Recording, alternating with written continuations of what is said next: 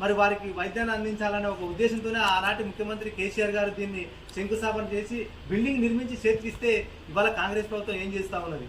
వైద్యాన్ని గాలికి వదిలేసింది, ప్రజల యొక్క వైద్యాన్ని గాలికి వదిలేసింది, ప్రజల యొక్క అభివృద్ధిని గాలికి వదిలేసింది. ఓన్లీ వాళ్ళు అంగువరపాటం వాళ్ళ పదవుల కోసం వాళ్ళు చూసుకుంటారు కానీ ప్రజల యొక్క అభివృద్ధి కోసం చూసుకోవడం లేదు. మరి ఉన్నటువంటి రేవంత్ రెడ్డి ముఖ్యమంత్రి గారు తక్షణమే అలంపూర్ నియోజకవర్గానికి సంబంధించినటువంటి 100 పడకల ఆసుపత్రిని అందుబాటులోకి తేవాలి. అదేవిధంగా వైద్య శాఖ మంత్రి దామోదర్ రాజనరసింహ గారు కూడా దీని వైపు చూడాలి.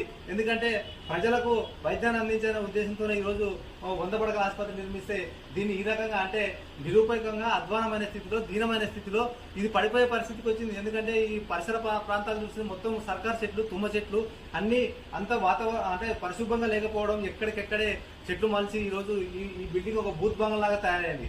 మరి ఎందుకు కాంగ్రెస్ ప్రభుత్వం వైద్యం పైన నిర్లక్ష్యాన్ని వహిస్తా ఉన్నది? కాంగ్రెస్ ప్రభుత్వానికి చిత్తశుద్ధి ఉంటే ప్రజలకు కావాల్సింది